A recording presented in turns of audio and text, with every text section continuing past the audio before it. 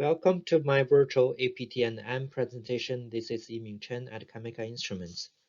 In this presentation, I'll be talking about our recent developments on multi-hit analysis for atom probe data. A new methodology called delta time of flight spectrum will be introduced to analyze the multi-hit events in the time space. An application example will be demonstrated using gallium nitride semiconductor sample. First, some basics before I dive into the data process in detail. In atom probe analysis, specimens are subject to high electric field. Surface atoms are ionized, repelled, then detected at the detector. Field evaporation is stimulated in a controlled manner through voltage or laser pulsing. Field evaporation happens at one atom at a time. It's called a single hit event. Events with two or more ions are referred as multi-hit events. The likelihood of producing multi-hit events is characteristic to the material's property and depends on the data acquisition conditions too. Here, the red bars show example of gallium nitride data acquired at laser pulse energy from 1 picojoule to 5 femtojoule. The ratio of ion detected in the multi-hit events increases from 1% to 50% of the total hit events. It also strongly impacts the measured composition as shown by the orange curve. The deficit in nitrogen concentration gets smaller from a stoichiometric 50% nitrogen as multi-hit increases.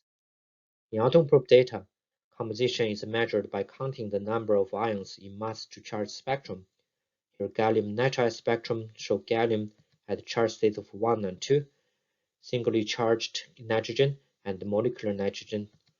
This mass spectrum is relatively simple without many ranging complications, peak overlaps, or peak identification issues, which implies the composition deficit is caused by a deeper level mechanism of field evaporation or ion detection. To better understand that, let's take a step forward to the Saxi plot. The Saxi plot, also known as correlation plot, which shows the correlation between ions in multi-hit events. Here, the faster ions are plotted on the x-axis, the slower ones are plotted on the y-axis.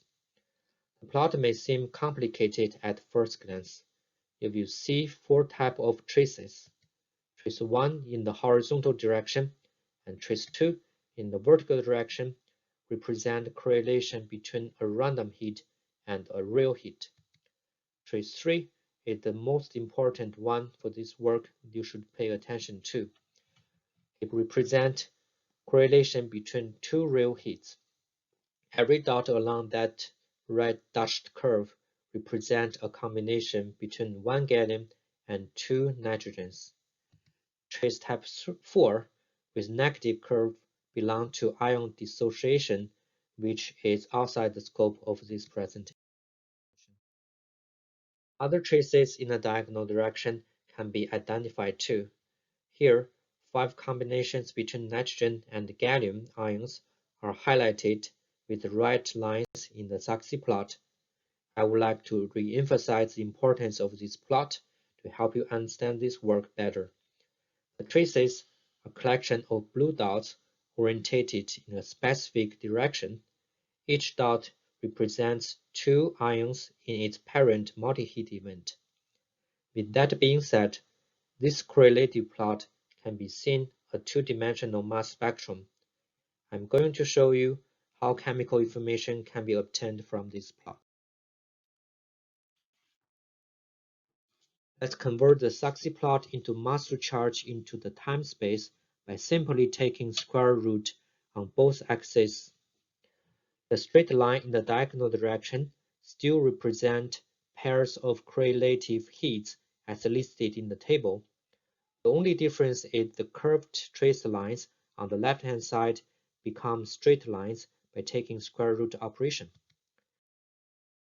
By taking cumulative counts starting at the diagonal line towards the upper left corner, this results in a new type of spectrum called delta time of flight spectrum on the left. Each count in this new plot can be decomposed into a pair of ions.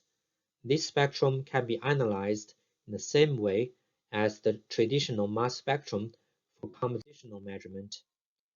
Here is a more comprehensive range table.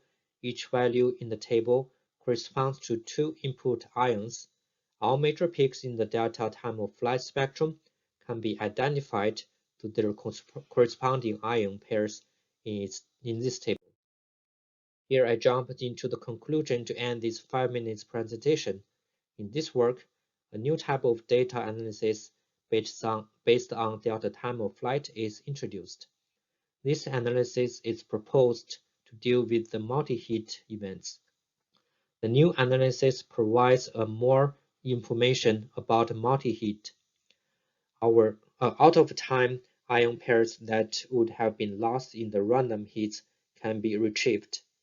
It also provides improved chemical analysis for gallium nitride, and its application can be certainly expanded to other types of material systems. For questions, please contact me by email. Have a good day and thank you for your attention.